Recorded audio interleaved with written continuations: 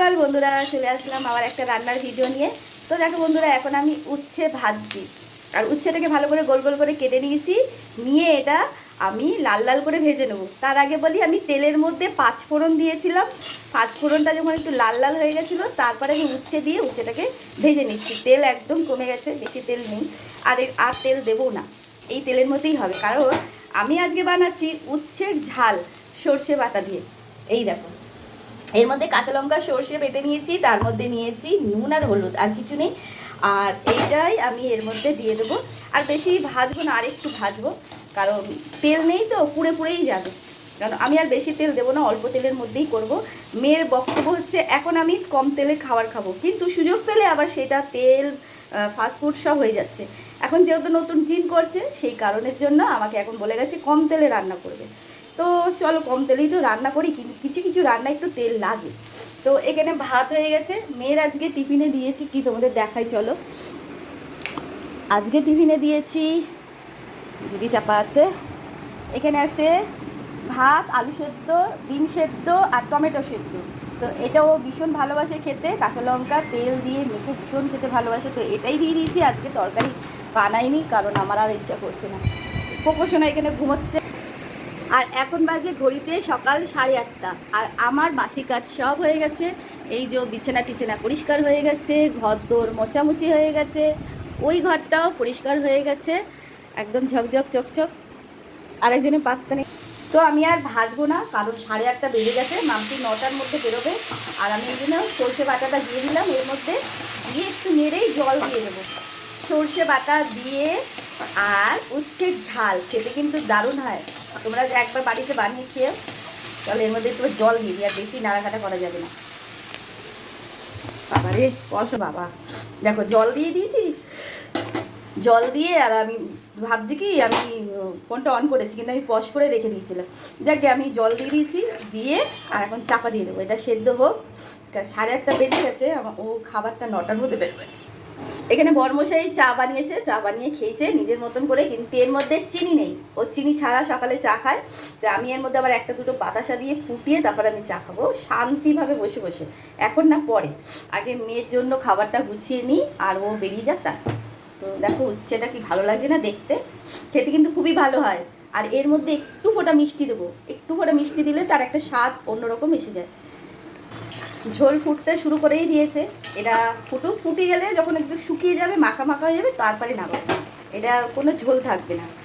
আর এই দেখো, ঠাকুরকে পুজো দিয়ে যে বাতাসা বাঁচে, বাতাসা নকুনদানা যা বাঁচে, তো একটু মিষ্টি দেবো, বেশি না, নাহলে আর একজন কায়দাই করবে। আমি বাতাসাই দিই, কারণ হচ্ছে পুজো দিয়ে যখন বাতাসা নকুনদানা বাঁচে, তো ওটা তো কাজে লাগাতে হবে। চিনি ওই জন্য আমার ঘরে এখন আর বেশি আসে না। 500 চিনি আসে, হয়তো 1-2 মাস চলেও যায়। সেই আমি একটু বেশি মিষ্টি দিয়েই চা খাই, তো ওই জন্য বাতাসাটা দিয়ে দিলাম। আর এখানে একটু বাতাসা দিয়েছি মিষ্টি।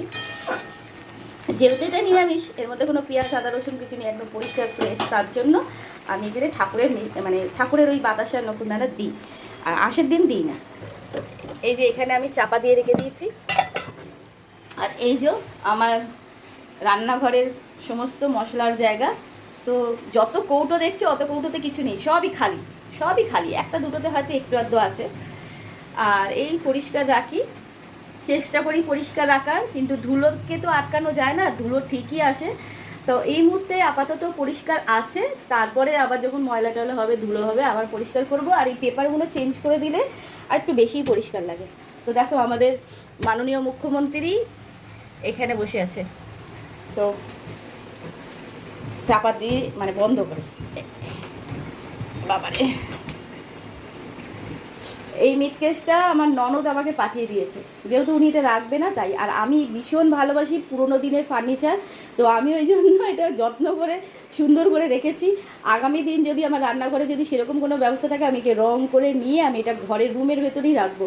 আমার ভীষণ ভালো লাগে আগের দিনের, আগেকারের ফার্নিচার। এটা আগেকারের তোমার মিট কেস। আর কাঠ, সেগুন কাঠ আমার এইটা দিয়েছে। আর দিয়েছে আমার শ্বশুরমশাই সব কিছু, ননদ রাখবে না তাই দিয়ে দিয়েছে। আর এই খাট হচ্ছে সেগুন কাঠের খাট, আগেকারের দিনের। এই যে পায়া টায়াগুলো দেখলে বুঝতে পারবে আগেকার দিনের খাট। আর তার সাথে আর একটা আছে যে না, তাই হচ্ছে আগেকার দিনের ড্রেসিং টেবিল। এই হচ্ছে ড্রেসিং টেবিলটা, এটা হচ্ছে আগেকার দিনের ড্রেসিং টেবিল। আমি জানি না কত পুরনো কি না, কত পুরনো কত দিনের আমি সেটা বলতে পারবো না, কিন্তু খুব ভালো, মানে বিশাল ভারী আগেকার দিনের জিনিস তো, তাই ডিজাইনটা হয়তো আমরা ছোটো বয়সেও দেখেছি অন্যজনের ঘরে, কিন্তু এটা অনেক পুরনো। চলো, জলটা টানছে না। হ্যাঁ, পটি করা একটা কাজ, পটি করা হচ্ছে শরীরের শান্তি। যাকে বন্ধুরা, আমার বরের সাথে এখন তর্ক হচ্ছে, আমার গরম লাগে তাই জন্য বলছে ফ্যান বন্ধ করে দাও, বাইরে থেকে প্রচুর হাওয়া আসছে। বাইরে থেকে হাওয়া আসছে তো ভালোই লাগছে আমার, যেহেতু আমি কাজ করছি আমার গরম লাগছে। তো এইটা হয়ে গেছে, এই যে শুকনো শুকনো, এবার নামিয়ে দেবো। আশা করি করলা বলছি উঠছে, সেদ্ধ হয়ে গেছে, হয়ে গেছে। চলো, কেমন হয়েছে জানিও অবশ্যই কমেন্ট করে।